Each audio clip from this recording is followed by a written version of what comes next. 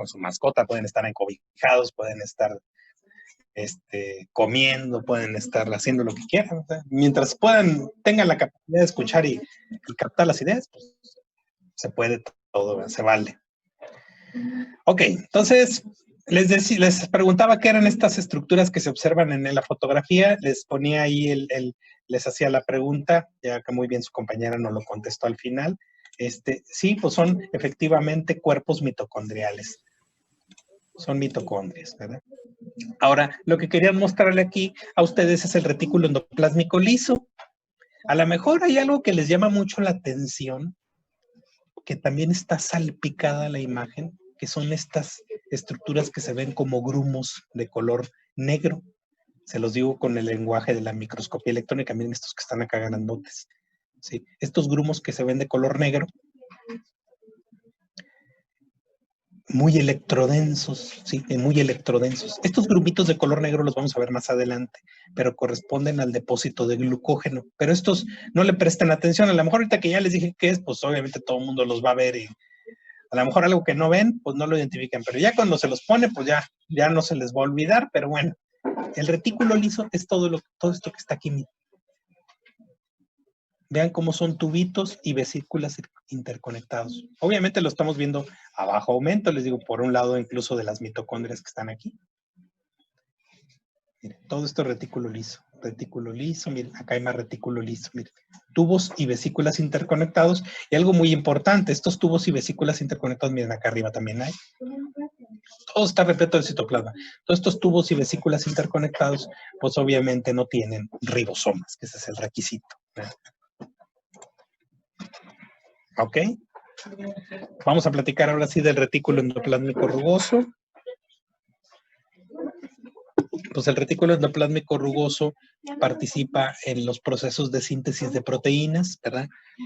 Las proteínas que sintetiza el retículo endoplásmico rugoso son proteínas que forman parte de la misma célula, proteínas integrales de las células, pero también participan en la síntesis de proteínas que van fuera de la célula, que se llaman proteínas de exportación, ¿verdad? Entonces, el retículo endoplásmico rugoso como organelo, como cisterna, se continúa, ¿verdad? O se relaciona mucho con lo que es el núcleo de todas las células, ¿verdad? De hecho, se dice que el retículo endoplásmico rugoso pues, es prácticamente una continuación de la envoltura del núcleo, ¿sí? Todavía no se conoce mucho el por qué, pero se sabe que es una continuación de la envoltura del núcleo que se le llama cisterna perinuclear. Por ahí creo que anda una fotografía más adelante, se los voy a enseñar para que vean cómo se ve la membrana del núcleo y de ahí se da esa continuación hacia lo que es el RER, ¿verdad? Entonces, en la parte de entrada o en la parte de inicio se dice que el RER se relaciona con el núcleo y en la parte de salida o de terminación del rugoso se relaciona con otro organelo que vamos a ver ahorita, unos minutos más adelante, que es el Golgi. Aquí está. El retículo endoplásmico rugoso, pues aparte de hacer la síntesis de proteínas, pues también lleva a cabo algunos eventos químicos como modificaciones posttraduccionales de las proteínas, eventos como glucosilaciones, adopción de conformación tridimensional de proteínas, estabilización con puentes de enlaces disulfuro, etcétera, etcétera, etcétera, ¿verdad? Entonces, el retículo rugoso sí hace la síntesis de proteínas, pero también lleva a cabo lo que se le llaman modificaciones posttraduccionales. ¿Cómo se ve el retículo endoplásmico rugoso? El retículo endoplásmico rugoso por lo regular se observan como cisternas que van lineales, ¿verdad? Cisternas que van lineales. Y estas cisternas, por fuera, se puede observar la densidad que generan los ribosomas. Miren. Aquí están los ribosomitas insertados por fuera. Miren. Todos estos son los ribosomas. Miren. Se ven como granitos electrodensos. Obviamente la membrana del retículo rugoso sería esta. Y aquí en la membrana pues están insertados ahora sí que los granitos que representan los ribosomas. Todos estos son los granitos de los ribosomas.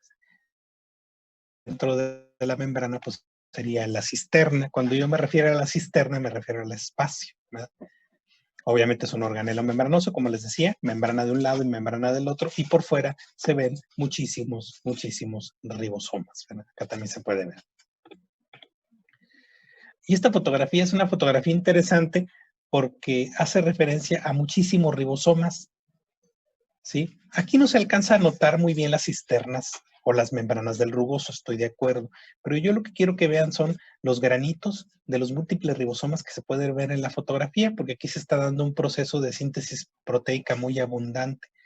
Cuando se está traduciendo proteínas a gran velocidad, los ribosomas pueden estar formando grupos muy grandes relacionados entre sí, y esto es a lo que se le llama como polisomas o polirribosomas. Incluso se pueden ver con técnicas moleculares cómo los ribosomas van pegaditos uno atrás del otro como si formaran cuentitas de collar, ¿sí? Cuentitas de collar. Eso es a lo que le decimos como polisomas o polirribosomas. Y aquí está. Para el proceso de síntesis de proteínas, la información clave de la síntesis de proteínas, lo que es la estructura primaria, pues ¿dónde lo localizamos? En el material genético, ¿verdad? Ahora sí que el material genético es el tesoro más preciado que tiene la célula,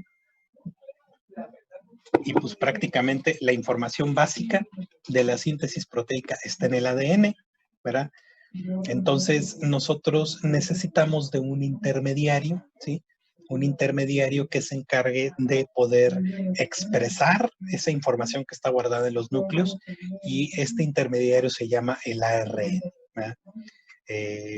Obviamente existen 3 tipos de ARN, ya lo conocen y lo conocemos desde la prepa: mensajero, de transferencia y ribosomal. Los 3 son muy importantes para iniciar el proceso de síntesis de proteínas. ¿Qué ocurre primero? Pues el ARN mensajero saca una copia fiel de ese segmento, ¿verdad? Del ADN, ¿verdad? Es el copiador, el ARN mensajero. Al sacar la copia, se traslada al citoplasma, y ya en el citoplasma se asocia a los otros ARN, ¿verdad? El ARN de transferencia, que digamos que es el que va a tener la contraparte, que va a leer y a traducir, ¿sí?, la información que trae el mensajero, ¿verdad? Por eso el de transferencia es el que se encarga de aportar los aminoácidos y hacer las uniones covalentes para formar la proteína. Y otra cosa muy importante, requerimos de las subunidades ribosómicas, ¿sí? Para la síntesis de proteínas, si alguien alguna vez me lo preguntó, para la síntesis de proteínas, ¿es obligatorio tener retículo endoplásmico rugoso? La respuesta es falso. No es necesario. La proteína se puede hacer en el retículo rugoso o se puede hacer en el citoplasma. Pero lo que sí no puede faltar, y es requisito obligatorio, son los 3 ARN: mensajero, transferencia o ribosomal. Por eso aquí dice, la síntesis de proteínas o traducción se puede dar con los ribosomas en el citoplasma o en la superficie del retículo endoplásmico rugoso. Entonces, para la síntesis proteica, aquí tengo el requisito de las 3 cosas importantes: el ARN mensajero, los ARN de transferencia, que son los que se van a encargar de aportar los aminoácidos y van a darle esa lectura al mensajero, y las subunidades ribosómicas. Yo les hago el comparativo, ¿verdad?, de la síntesis proteica, y les digo, la síntesis proteica es como si estuviéramos en una cocina o con un cocinero, en donde la receta de cocina es el ARN mensajero, en donde el cocinero es el ARN de transferencia, porque es el que va a traducir lo que está en la receta y va a ir juntando los distintos, que serán alimentos para poder crear ese platillo, ¿verdad? Y la cocina, el lugar propiamente donde se está dando la preparación del alimento, pues ese sería el comparativo con las subunidades ribosómicas. Las subunidades ribosómicas serían como que los andamios, el sitio donde se está dando el proceso de traducción. Y esto es lo que les decía. En algunas ocasiones, los ribosomas pueden estar trabajando a grandes velocidades para sintetizar proteínas, y a veces pueden acomodarse uno atrás de otro como si fueran cuentitas de collar, ¿sí? Y esto es a lo que le conocemos como polisomas o polirribosomas. Y aquí está, obsérvenlo ustedes en la fotografía. Estos granitos que se ven, ¿sí?, electrodensos. Miren, incluso esta cadenita, miren, esta cadenita que les estoy señalando aquí con la fotografía, son muchísimos polirribosomas, muchísimos ribosomas más bien, que van en cadenita como si fueran cuentitas de collar, a lo que se le llama polisomas o polirribosomas. Cuando los vemos así, esto nos habla de que se está dando una síntesis de proteínas a gran velocidad, ¿verdad?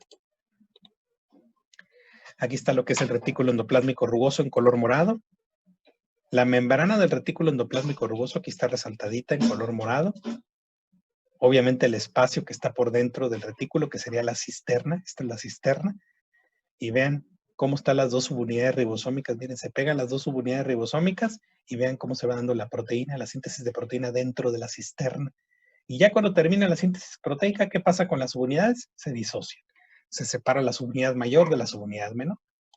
Y nuevamente se van al citoplasma. Ok. Continuando dentro de la batería de los organelos, ¿sí? Dentro de la batería de organelos de síntesis y agrupamiento de proteínas está el aparato de Golgi. Entonces, el aparato de Golgi, ¿sí?, se encarga de modificar y seleccionar proteínas que recibe del retículo endoplásmico rugoso. También el Golgi actúa en la síntesis de carbohidratos, ¿sí? El aparato de Golgi es muy característico porque se acomoda por una serie de cisternas, una encima de la otra, como lo da la definición del texto, cisternas apiladas, ¿sí? Estas cisternas apiladas se les llaman pilas de Golgi, y estas cisternas las dividimos en 3 regiones o en 3 niveles de cisternas. Obviamente el aparato de Golgi, una cisterna va atrás de la otra, por eso cuando lo identificamos, pues lo vemos como una estructura completa, es fácil de ver, porque van todas las cisternitas una tras de otra, una encima de otra. Y aquí lo tenemos en este esquema, ¿sí? Tenemos lo que es el núcleo de la célula acá arriba en el esquema en color amarillo. Y ya vieron la definición que les dije de la cisterna perinuclear. En color amarillo está la membrana nuclear, miren. Y vean la continuación, miren. Y aquí está lo que es el retículo endoplásmico rugoso. La cisterna perinuclear se continúa con el rugoso que está aquí en color verde. El Golgi está en color azul. Incluso aquí está en morado una cisterna morada que hace una especie de contacto entre el rugoso y el Golgi. Hay algunos autores que denominan un concepto que se llama retículo endoplásmico transicional. Y retículo endoplásmico transicional se refiere, ¿sí?, a una cisterna que sirve de transición entre el rugoso y el Golgi. Y le llaman así retransicional. Y vean la comunicación de los 3 niveles de cisternas del Golgi a través de vesículas, ¿sí? Algunas de ellas muy importantes que se llaman coaptómeros. Ya lo vamos a ver más adelante. Aquí están los 3 niveles de cisternas. Una cosa también clave es que si yo observo el núcleo de la célula o el retículo endoplásmico rugoso, yo puedo saber qué caras estoy viendo del aparato de Golgi. La primera de las caras o cisternas sería la cara cis, la que queda a la mitad, cara medial, y la que queda al final se le llama cara trans o cara de salida. Aquí está. Aquí está la definición de los 3 tipos de caras. Cara cis, que sería la cara más cercana al retículo endoplásmico rugoso, ¿verdad? Algunos lo definen como la entrada de las proteínas. La cara medial, que queda a la mitad, y la cara trans, que sería la cara de salida. Yo les pongo el comparativo y les digo, la cara cis es... El aparato de Golgi funciona como si fuera una especie de mensajería. Yo creo que ustedes reconocen muy bien los sistemas de mensajería, ¿verdad? Ahora sí que por mencionar marcas, UPS, DHL, Estafeta, Tres Guerras, qué sé yo, ¿verdad? Pues cada sistema de mensajería tiene un sistema de recepción, quien te va a recibir el paquete para envío. Digamos que la cara cis sería eso, el sitio de entrada, la que recibe el material para enviar. La cara medial, digamos que es la cara que se encarga de hacer esa clasificación y ver a dónde va a mandar las cosas. Y por último, la cara trans representa la cara de salida. A lo mejor el paquete que ustedes traen es un paquete que lo van a mandar en moto, o lo van a mandar en carro, o lo van a mandar en autobús, o lo van a mandar en un tráiler, ¿verdad? Entonces, esta sería para la cara trans o cara de salida. Aquí está, tenemos 2 aparatos de Golgi en esta fotografía. Miren, este es un aparato de Golgi. Y acá en la parte inferior, otro aparato de Golgi. Y muy importante, aquí hay mucho retículo endoplásmico liso. Miren. De hecho, aquí está señalado como RE. Miren. Retículo liso, todo esto retículo liso. Mucho retículo liso, retículo liso. liso. ¿Sí? Está lleno la fotografía de muchos retículos. Entonces les digo, 2 aparatos de Golgi. Muy importante que tengamos la relación del núcleo o el retículo endoplásmico rugoso. ¿Sí? Si no tengo estas dos relaciones, yo no puedo saber, ¿sí?, qué región o qué cara estoy observando, ¿verdad? Doctor, Esto, ver la relación, porque es muy importante ver con quién tiene contacto para poder decir qué cara estoy viendo, ¿sí?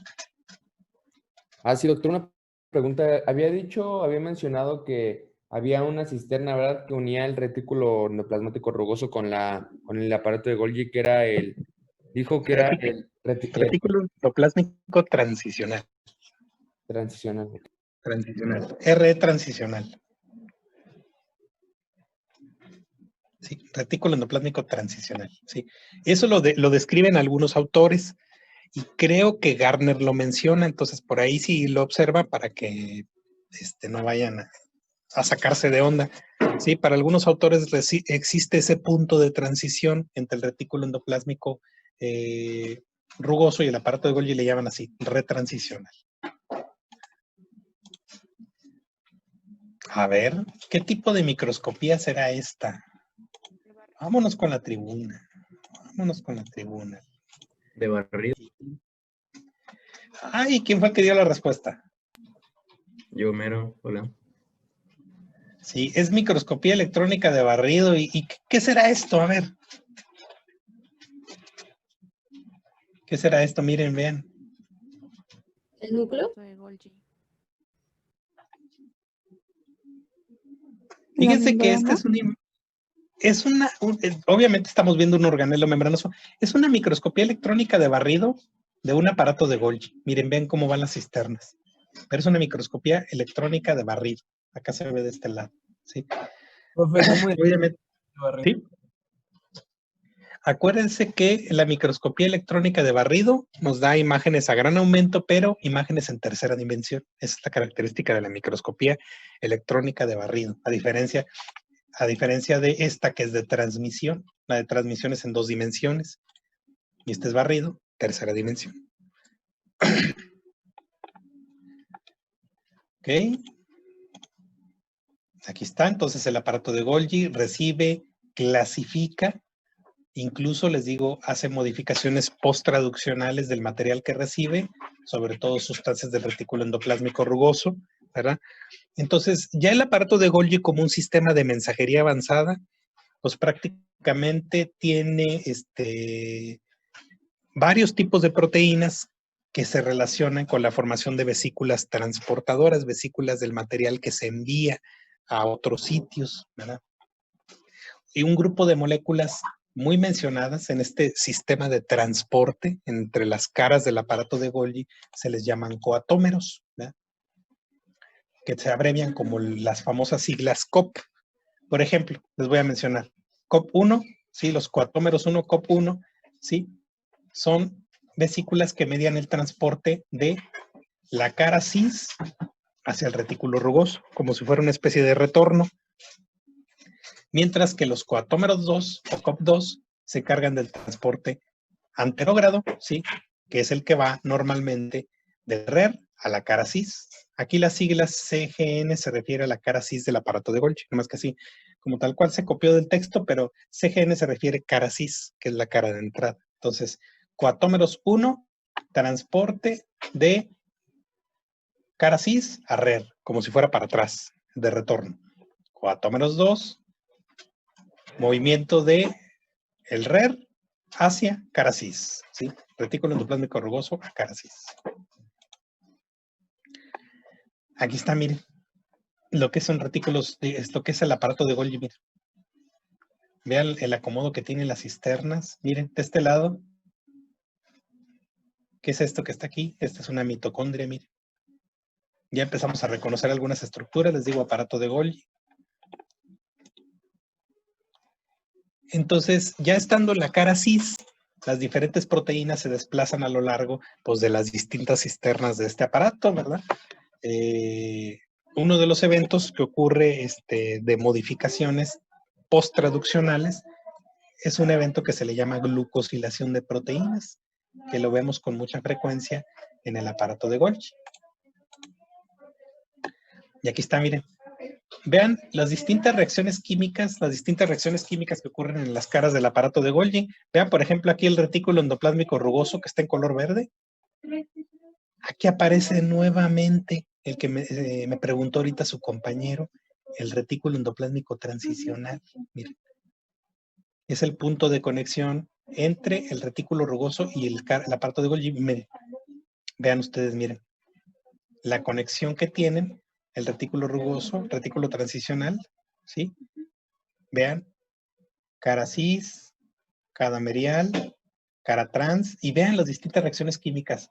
Fosforilación de manosa, remoción de manosa, glucosilaciones terminales, sulfaciones, fosforilaciones, etcétera, etcétera. Esto ya lo van a revisar a más a profundidad en biología molecular, pero sí que sepan que en el aparato de Golgi, aparte de empaquetar y enviar, también hace modificaciones posttraduccionales, y muchos de ellos son movimiento de carbohidratos.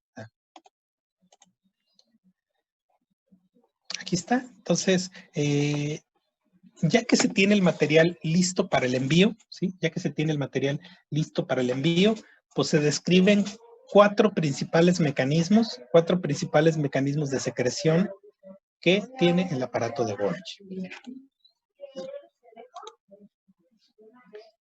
Aquí tenemos, ¿sí? ¿Cuáles son esos principales sitios finales de envío de este mensajero que es el aparato de Golgi? Número 1, membrana plasmática apical, ¿sí?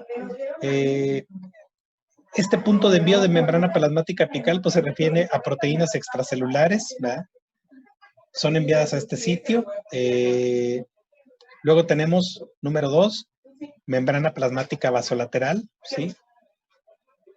Obviamente, pues esto se refiere al transporte de sustancias que van de un lado a otro, de una célula y otra. Disculpe, profe, ¿puede darle una anterior? Porfa. ¿Sí? Entonces aquí están sitios principales de destino final, sitios finales de destino de lo que es el aparato de Golgi. Número 1, membrana plasmática apical, que es la membrana superficial, y esta aplica principalmente a proteínas que van al espacio extracelular, ¿verdad? Número 2, membrana plasmática vasolateral. ¿Qué quiere decir? La membrana que queda hacia los lados y hacia la base. Número 3, el envío hacia los lisosomas o a los endosomas. Esta se le llama vía lisosomal de envío. Fíjense que esta es una vía de envío, ahora sí que de sustancias peligrosas, porque ustedes saben qué son los lisosomas, ¿verdad? Los lisosomas representan el aparato digestivo de la célula. Entonces,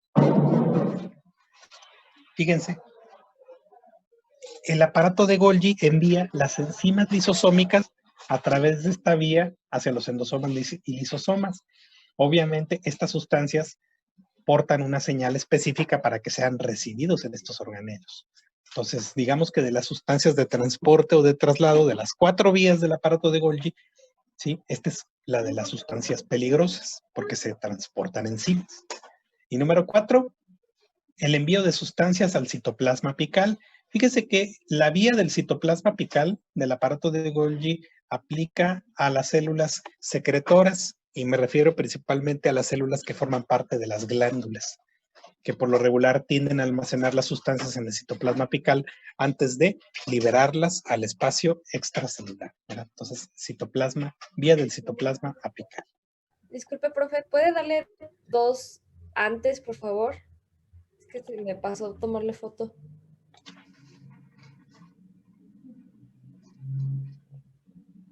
Gracias.